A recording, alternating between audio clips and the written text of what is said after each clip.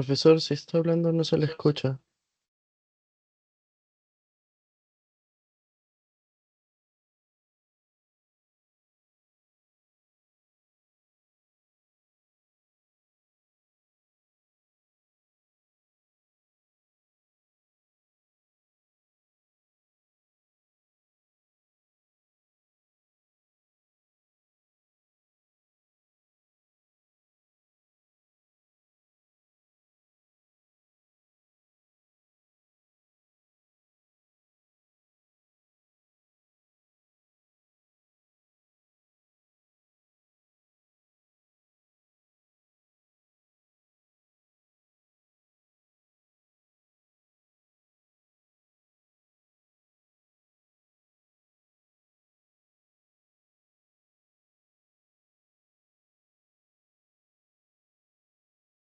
¿Ahora se escucha? ¿Se escucha bien?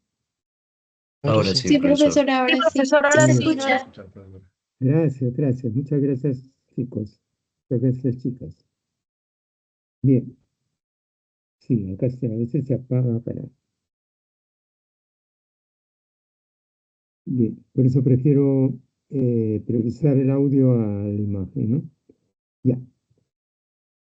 Eh, Tomando en cuenta sus raíces como palabra, la psicología proviene de dos términos. Uno es psiche, que significa alma, y otro es logos, que significa tratado o estudio. Ustedes habrán escuchado varias veces, por ejemplo, biología, ¿no?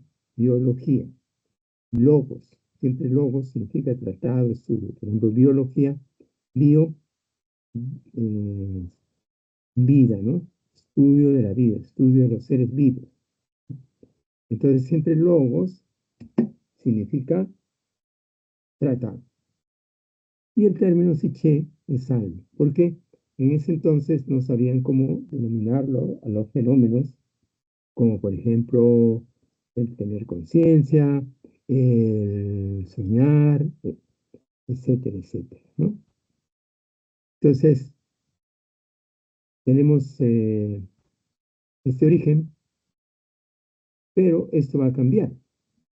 Va a cambiar cuando el alemán Kuhn, que lo vemos acá en la foto, crea el primer laboratorio de psicología experimental en Alemania. Y lo que intentaba él hacer es medir los átomos de la mente, ¿no? Él le llamaba mente o conciencia. Entonces, todavía no era muy preciso qué cosa era conciencia y qué cosa era mente, ¿no? Pero ya este afán de poder experimentar, ¿no? En base a los reportes de la persona que es investigada, ya da lugar al origen de la psicología como ciencia, ¿no? Ya no es una ciencia simplemente filosófica, especulativa, etcétera, sino ya se lo plantea como ciencia. Bien, entonces surgen diversas escuelas, y la primera escuela que surge es el estructuralismo. Siempre fíjense en la palabra, ¿no? En este caso es estructuralismo, ¿no? Siempre este lismo completa aquello que se estudia, ¿no? En este caso, entonces, sería una escuela que estudiaría la estructura. ¿La estructura de qué? Estructura de la conciencia. Porque en ese entonces se consideraba que lo que debe estudiar la psicología, o sea, el objeto de estudio de la psicología, debe ser la conciencia. ¿Pero qué cosa es la conciencia? La estructura de la conciencia. O sea, ¿cómo está compuesta la conciencia? ¿Qué elementos lo componen? Esa es la estructura. Bien, ¿con qué método? El método sería la introspección experimental, es decir, los reportes que da la persona en el laboratorio, ¿no? Si bien es cierto, este método fue criticado porque los reportes que puede dar la persona no son del todo confiables, ni siquiera el polígrafo, ¿ah? Porque muchas veces emplean ahí el polígrafo para, como demostrando que si se aplica el polígrafo, dice la verdad, no, porque puede ser manipulado. Ustedes han visto, por ejemplo, le presentan a un cómico ahí, por ejemplo, Melcochita, dice, ¿eres tú el mejor cómico del país? Bueno, ¿qué cosa quieren que conteste? Pues Melcochita, ¿no? Va a decir que sí, ¿no? Entonces, es ambiguo, ¿no? Es algo impreciso, no se lo puede tomar como algo que garantice. Ni siquiera eso, ni siquiera el polígrafo, menos cualquier reporte. Puede ser muy subjetivo. Sin embargo, el aporte que dio el estructuralismo a la psicología fue que le dio un estatus científico, que inicia la psicología como ciencia.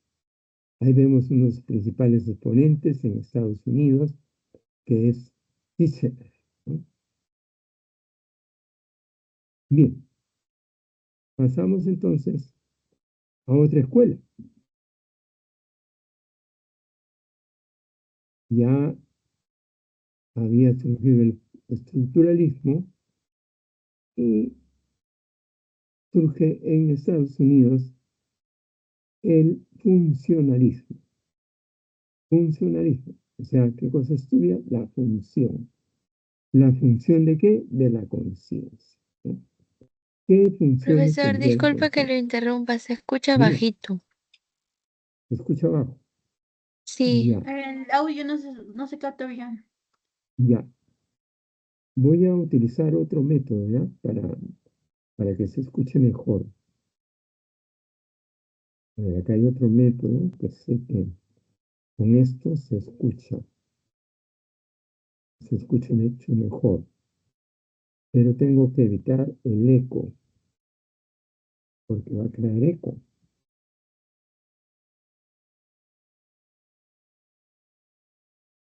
Ah, no quiere, no quiere, no, no quiere, no, no quiere funcionar por acá. ¿Vale?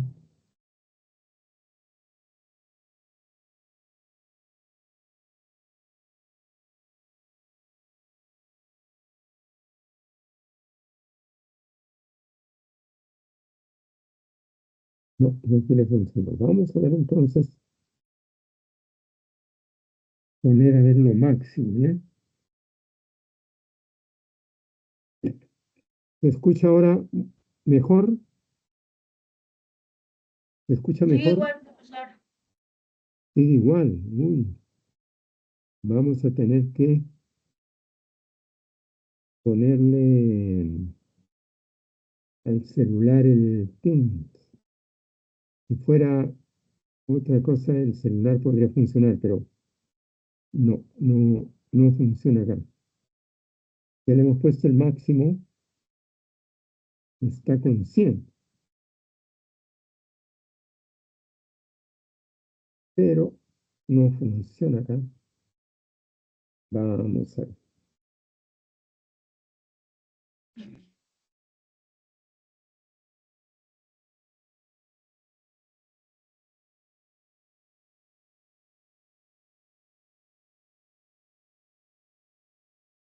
Debe ser el audio de su propia computadora lo que está utilizando.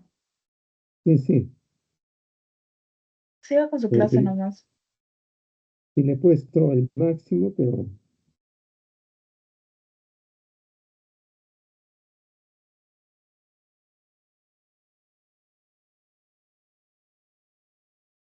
sí, vamos a tener que...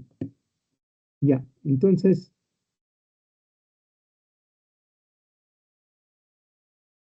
el funcionalismo, el funcionalismo entonces estudia las funciones de la conciencia, ¿ya? Uno de sus principales expositores fue James, que tiene una enciclopedia muy amplia, ¿no? James eh, plantea de que podemos estudiar toda una serie de fenómenos de la vida cotidiana y sobre todo le da un sentido pragmático o un sentido utilitario. Utilitario, pragmático es utilitario. O sea, ¿para qué sirve la psicología? ¿Para qué sirve la conciencia? Y esto se logra a través del uso de los tests, o sea, las pruebas psicológicas. Por ejemplo, quiero yo saber qué personas son aptas para tal o cual trabajo, para tal o cual función, etcétera, podría aplicar determinado test. ¿Ya? ¿Cuál es el método que se emplea? El método que se emplea es igual la introspección experimental, pero ya un poco más rigurosa. Y el gran aporte que dieron ellos fue el uso de los test, el uso de las pruebas psicológicas. Bien, pasamos entonces a la siguiente escuela, la reflexología, que ya fue en la Unión Soviética, en ese entonces en Rusia. Ellos plantearon que debían estudiar, que debían tener como objeto de estudio la actividad psíquica. Y la actividad psíquica lo concibieron como un reflejo de la actividad cerebral. ¿A través de qué? A través del condicionamiento clásico, que es un fenómeno que vamos a estudiar de aquí a una clase más, cuando veamos el tema del aprendizaje. Entonces, su gran aporte fue precisamente las leyes del condicionamiento clásico. Uno de los exponentes principales fue Pavlov.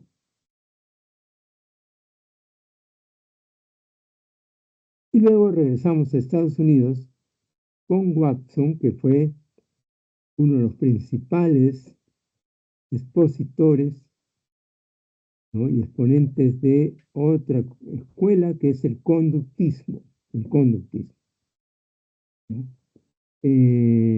Como dice su nombre, por eso les digo, fíjense bien en el nombre, ¿no?, del término que quieren estudiar. Ellos se plantean que deben estudiar, ¿qué cosa? La conducta. Ellos dicen, no, el alma, el espíritu, la conciencia, no se pueden ver. Lo que se puede ver, lo que se puede observar es la conducta. Y eso es lo que debemos estudiar. Entonces, ¿cuál es el método que emplearon? El método es el método de experimentación riguroso. Entonces, su aporte fue la crítica y introspección, porque señalaron que era algún método subjetivo, y la rigurosidad en el método, en el uso del método científico, fue su gran aporte. Desde ahí, los estudios fueron mucho más rigurosos. Y pasamos a la otra escuela, esta vez, otra vez nuevamente en Alemania. Ustedes ven que Alemania y Estados Unidos ahí están que compiten, ¿no? Y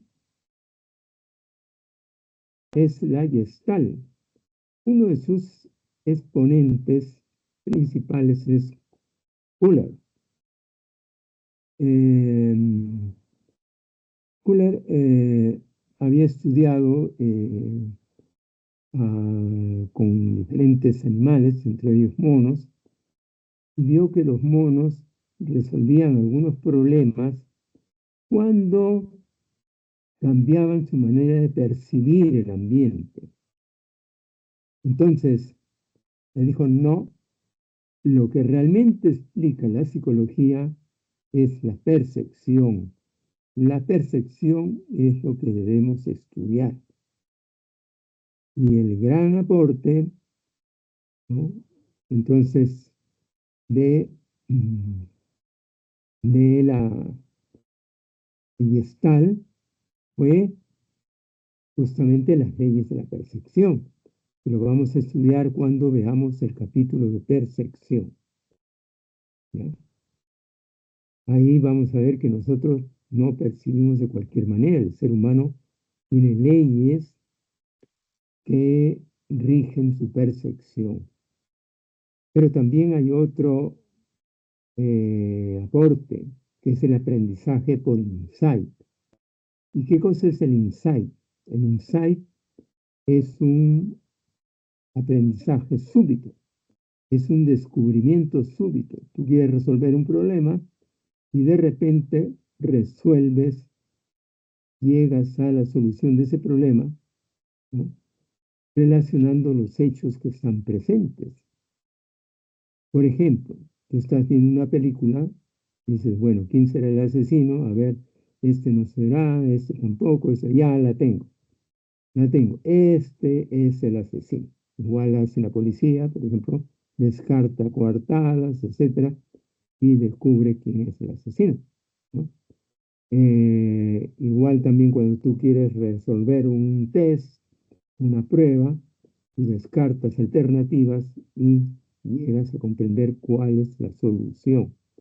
Entonces se da un descubrimiento súbito. Y en general, en las profesiones, siempre está solucionando problemas y hay este fenómeno con el cual de repente llegas a la solución del problema, ¿no? Es el típico eureka, lo encontré, el eureka del científico. ¿Qué encontraste? No puede explicarlo del todo, pero tiene la idea de que ya encontró la solución, ¿no? Entonces, el método que empleaba la Gestalt, y esto no está en la separata, no está en la diapositiva, por eso es lo que les recalco, el método que usaba la Gestalt es la observación. La observación, ese es el método, noten. El método que utilizaba la Gestalt es la observación.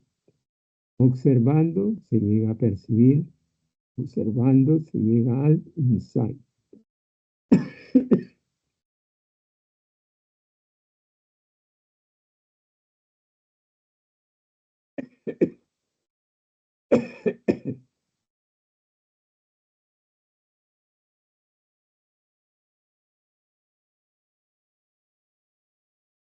Y vamos a la siguiente escuela, que es el psicoanálisis. Su principal exponente es Sigmund Freud, que en ese entonces pertenecía él a Alemania, porque era de Austria, pero Austria pertenecía a Alemania.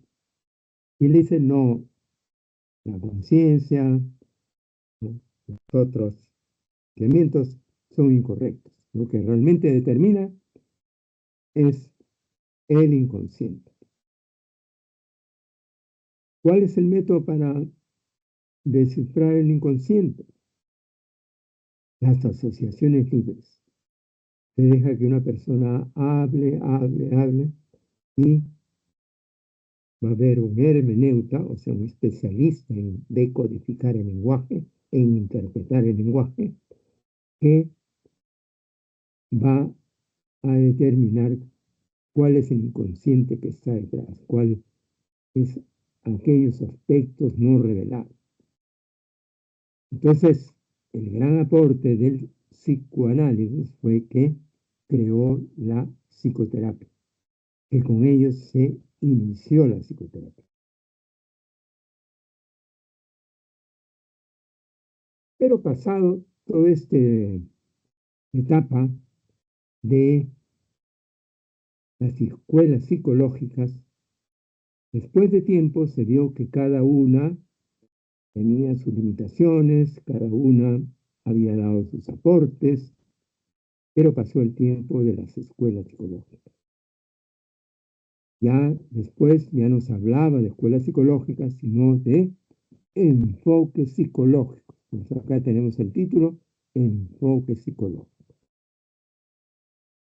Que según el caso, según lo que tengamos que estudiar, según la persona, emplearemos unos u otros enfoques.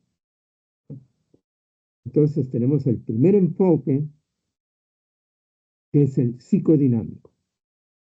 El psicodinámico lo impulsaron una serie de discípulos de Freud, donde plantearon una serie de críticas y aportes al psicoanálisis. Entonces, ¿qué estudia? Estudia la dinámica de los procesos psíquicos. Eso se llama psicodinámico.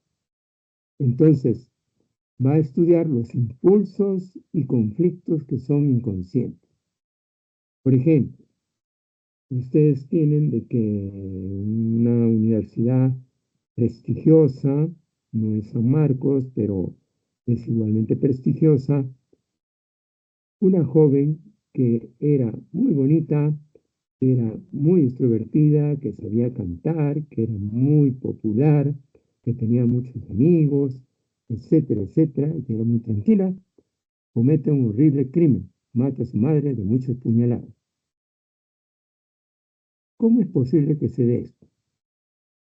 Se supone que no hay condicionamientos como para que esto se pueda producir. Lo que pasa es que había guardado inconscientemente ella una serie de conflictos con su madre, una serie de impulsos destructivos hacia su madre. Y en un momento dado los lleva a cabo. Entonces, eso es lo que explica, ¿no? En casos como este, por ejemplo, el enfoque psicodinámico es el que mejores resultados da. Entonces, toma en cuenta los factores socioculturales y los trastornos psíquicos, y ahí tenemos a Karen Horney, que es uno de los exponentes, que lo vemos ahí en la foto, pero también está Erich Fromm, Adler y muchos otros. ¿Ya? Vamos al siguiente y tenemos el enfoque conductista. El enfoque conductista ya es el principal exponente, es Skinner, y estudia la relación entre estímulos y respuestas. Sobre todo cuando tú tienes que ver cómo el medio tiene un control sobre la conducta, cómo influye, entonces el método conductista es el más adecuado. Cuando tienes que modificar alguna conducta o tienes que reforzar una conducta, el método conductista es el más eficaz. Entonces, eh, en este caso, por ejemplo, que tú tengas que lograr que se dé algún comportamiento o modificar algún comportamiento, entonces el método conductista. Dentro de esto tenemos exponentes como Skinner, Wolf, Eisen y otros, ¿no? Y tenemos luego el enfoque humanista, que se plantea en ellos como la tercera fuerza, o sea, como que mediaban entre el psicoanálisis y el conductismo. Uno de sus principales exponentes es Maslow, y que se plantea desarrollar el máximo potencial del ser humano. Cuando una persona busca su máxima de realización, su máximo crecimiento, su máximo potencial como persona, el método humanista es el apropiado. Es decir, toda persona tiende hacia la autorrealización, señala, y tiene una visión optimista del ser humano. Entonces, eh, se busca de canalizar esa tendencia a la autorrealización. Entre los exponentes principales tenemos a Maslow y Rogers, pero también hay otros exponentes, ¿no? Después ya lo vamos a mencionar. Bien, y luego tenemos el enfoque cognitivista. Su nombre lo está diciendo. Estudia básicamente los fenómenos cognitivos, ¿no? Ellos señalan que la conducta no se da sola, sino está mediada, ¿no? Por procesos cognitivos. Los procesos cognitivos median, intervienen ahí, ¿no? Entre la conducta y la respuesta, ¿no? Entonces la cognición es aquello que nos permite comprender nuestro mundo. Mientras más conocemos, mejor comprendemos nuestro mundo, señala Piaget, que es uno de los principales psicólogos que ha existido, ¿no? Jean Piaget. que lo vemos ahí en la foto. Pero también hay otros cognitivistas como Bandura, Ausubel, que los vamos a estudiar, ¿no? Y hay varios otros. Y luego tenemos el enfoque biopsicológico. El nombre lo está diciendo. Es un enfoque multidisciplinario que recoge el aporte de las neurociencias, o sea, todas las ciencias que estudian el sistema nervioso, ¿no? Estudian al sistema nervioso, todo su desarrollo, ¿no? De las neurociencias que cada vez está ¿Puedo, ma? avanzando. Entonces, por favor, cuidado con los micros para que no se filtre y no interfiera con la clase, ¿ya? Este enfoque biopsicológico estudia la conducta a partir de qué? Del funcionamiento nervioso. Por ejemplo, ¿cómo explicas un Alzheimer? ¿Cómo explicas un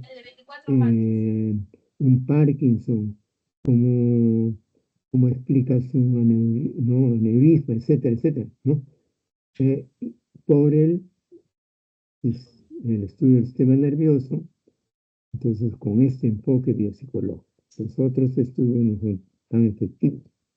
Dentro de ellos tenemos a los oponentes, al ruso Alexander Luria, que escribió un libro sobre la memoria, ¿no? Por ejemplo, y sobre otros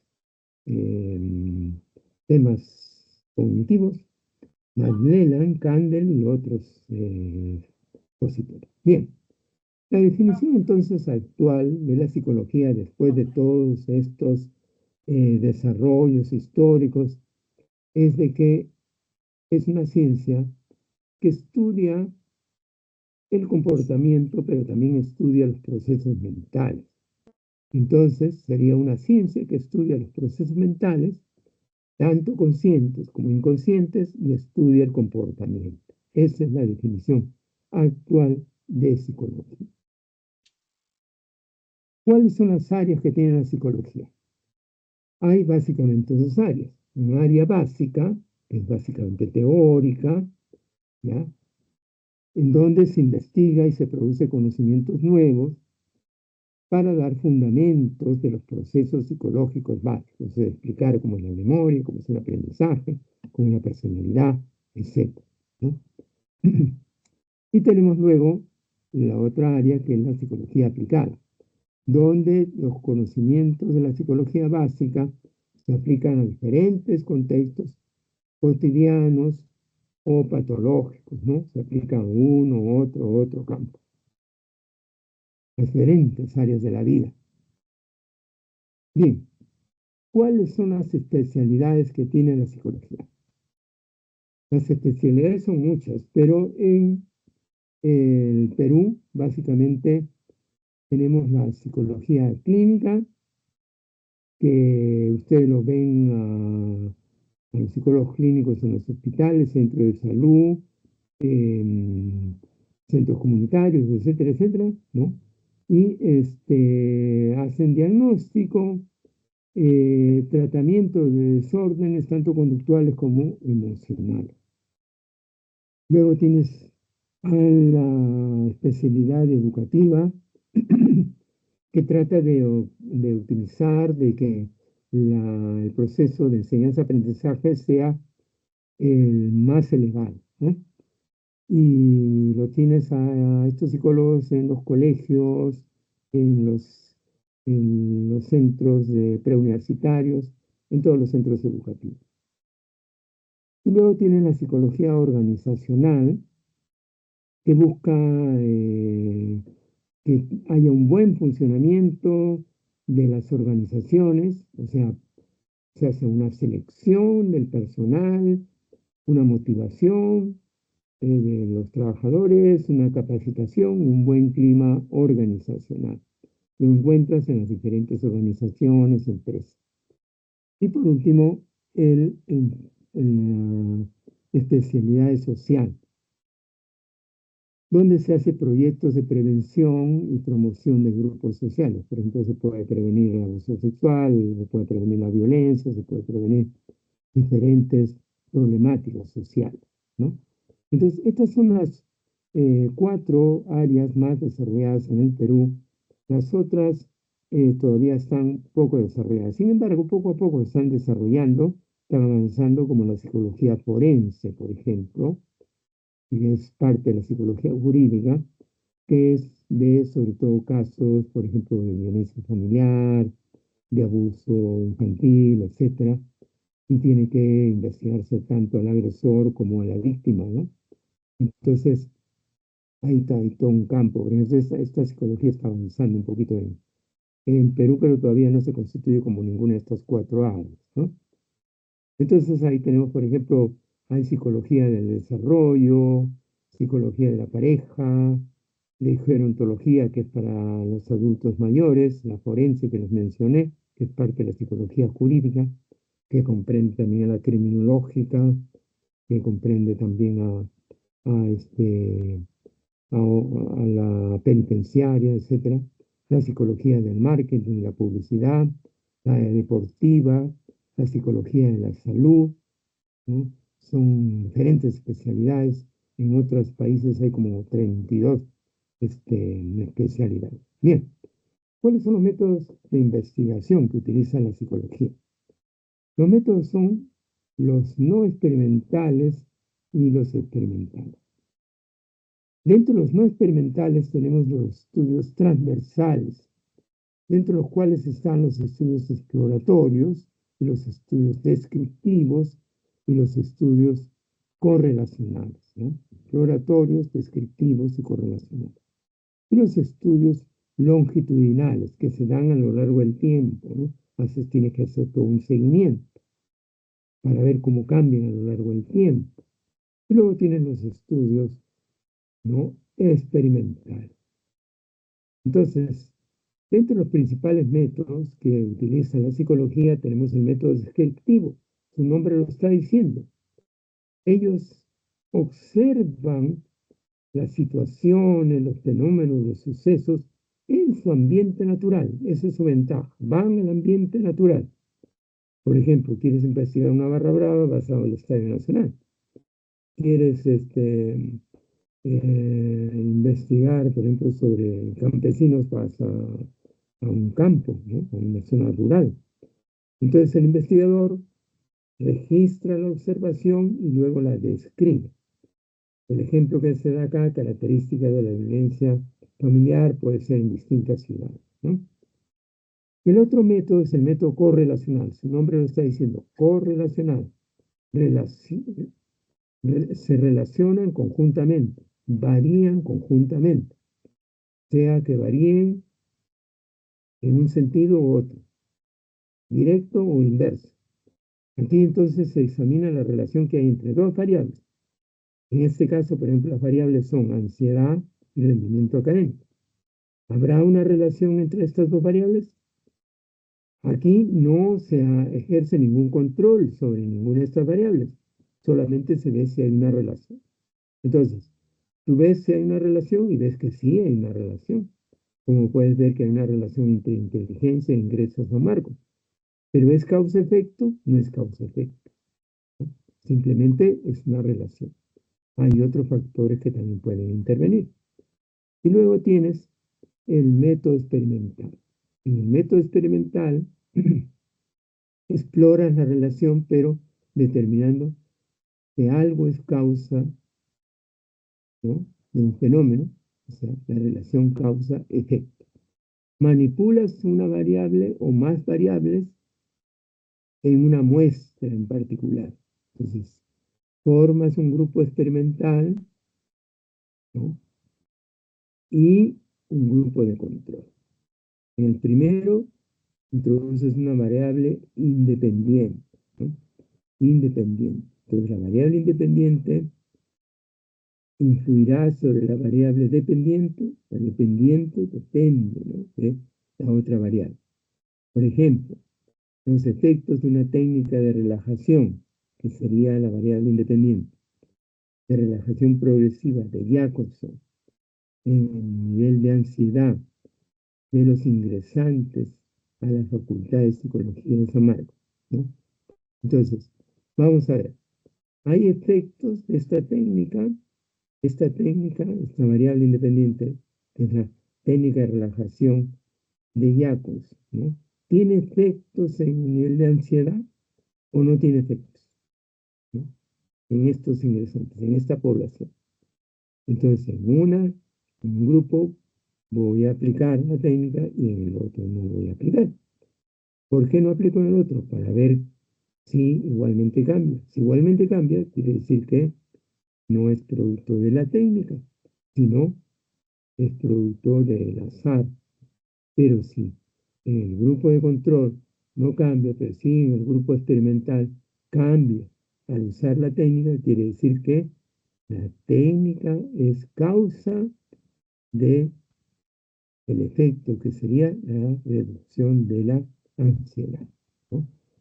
Por ejemplo, también la desnutrición, por ejemplo, severa, influirá sobre el desarrollo intelectual del niño. Sí, es causa-efecto. ¿Por qué? Porque mueren cerebros nerviosos, ¿no? Entonces, tú vas a ver que hay una relación ahí, algo es causa y provoca un efecto. Entonces, la relación causa-efecto solamente se produce en el método experimental. En el método correlacional y en el observacional no se da esa relación de causa-efecto, ¿no? Solo en el método experimental. Entonces tienes acá, por ejemplo, una investigación experimental, la primera medición del nivel de ansiedad, y tienes acá el grupo experimental y luego el grupo de control, y tienes que en el entrenamiento en la técnica de relajación de Jacobson, ¿no?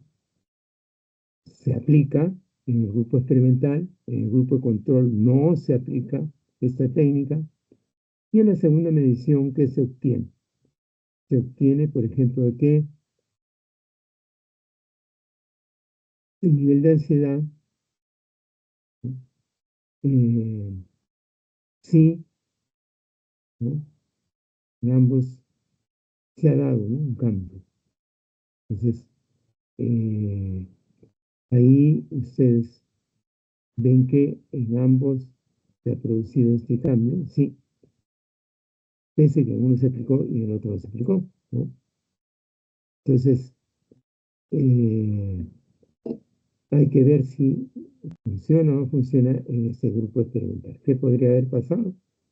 Esto es lo que hay que determinar, ¿no? Entonces,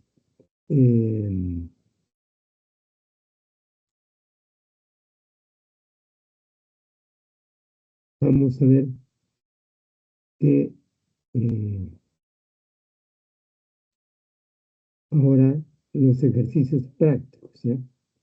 Vamos a presentar 3 ejemplos. Dice la primera pregunta, ¿la psicología clínica forma parte del campo de la psicología aplicada?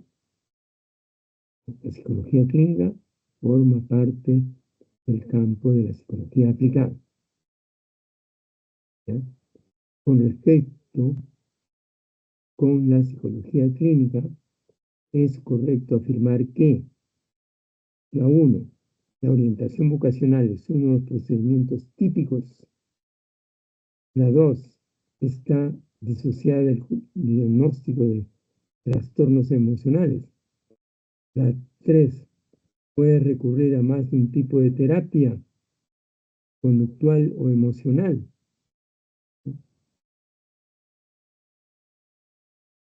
Entonces, ¿cuál sería la correcta? ¿La A, B, C, D o E? ¿Cuál? ¿Vieron o no Sí, vieron? la sé. La C. Vamos a ver si has acertado. ¿Has acertado o no has acertado? C. Sí, efectivamente. Acertaste. La C. Ya. Ahora vamos al segundo. A ver, dice, en una investigación correlacional se establece un tipo de asociación entre variables. En relación con este tipo de investigaciones es correcto afirmar que, uno, se manifiesta al establecer la relación que hay entre edad y el rendimiento académico en un grupo de estudiantes. La dos, se evidencia al establecer la relación causal que tiene una técnica de relajación en el nivel de ansiedad en un grupo de niños. ¿Ya? Tres, está presente en la sola observación de la relación que hay entre el ámbito escolar y la conducta agresiva de un estudiante. ¿Cuál de las cinco variables es, cuál de las cinco alternativas es la correcta? La En una A. investigación, La la investigación correlacional. La A, exacto. Correlación, o sea, una relación entre edad y rendimiento académico. Una relación. No está diciendo que es causa-efecto, ¿no? Y pasamos a la tercera. En psicología, los enfoques se diferencian de las escuelas. Enfoques, ¿no? ¿Recuerdan enfoques? Y escuelas, son dos cosas diferentes. Entre otros aspectos en que convergen en ella diferentes aportes teóricos de una misma línea de pensamiento.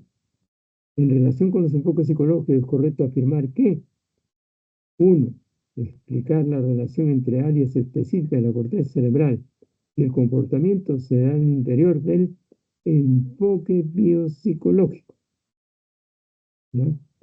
La dos, asumir que una conducta se debe a una representación mental previa de esta, es propio del enfoque cognitivo. Tres, el empleo de nociones como autorrealización y crecimiento personal está asociado al campo de estudio del enfoque conductual. De estas alternativas, ¿cuál es la correcta? B.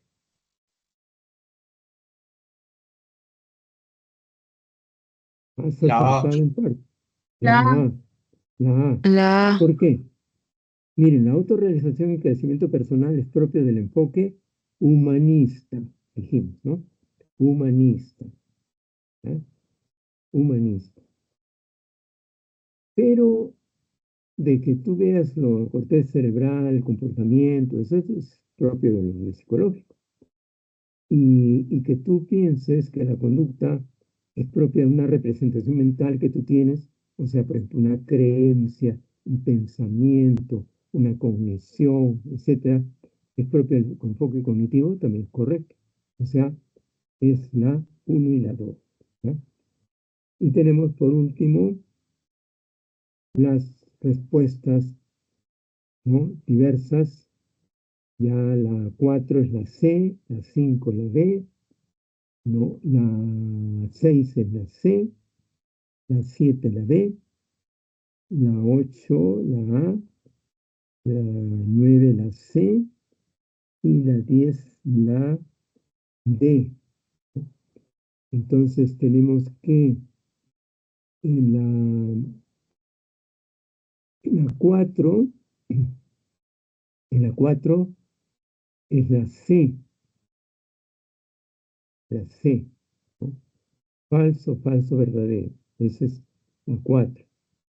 La 5 es la D, falso, verdadero y falso, ¿no? En la 6 sería la C, solo la 3 es correcta. En la 7 es la B, o sea, descriptivo, descriptivo. Cuando solamente describes, ¿ya? Observas y describes, es descriptivo, ¿ya? La 8 sería la A. La 1 va con la D, la 2 con la C, la 3 con la A y la 4 con la B. La 9 es la C, o sea, la experimentación, boom, e introspección. Y la 10 es la D, o sea, psicoanálisis, ¿no? Profe, Ideas, recuerdos. Sí, dime. ¿el enfoque biosociológico es lo mismo que enfoque biopsicológico? Biosociológico, no. ¿Sabes qué? Muy cercano, pero no es lo mismo, porque biopsicológico quiere decir de que voy a utilizar las neurociencias, o sea, todas las medicina, enfermería, psicología, todo eso para explicar un fenómeno, por ejemplo, el Alzheimer, por ejemplo, el Parkinson, ¿no? El Parkinson, por ejemplo, es deteriorante, ¿no? En un momento en donde ya no puedes hacer nada, es invalidante. Entonces, pero el bio sociológico ya a veces más cercano, a veces es a en algunos puntos con los dinámicos, con los dinámicos. ¿Por qué? Porque toma en cuenta como sociológico, toma en cuenta lo biológico, pero también la cultura, el ambiente, los condicionantes sociales, etcétera. Y eso en parte lo toma el enfoque dinámico, ¿no? No necesariamente solamente ellos, también algunos otros. Puede tomarlo algunos conductistas, también lo toman, pero hay una diferencia. En el biopsicológico es biología con psicología, ¿no? Todos los fenómenos, Alzheimer, Parkinson, por ejemplo, demencia senil, etcétera.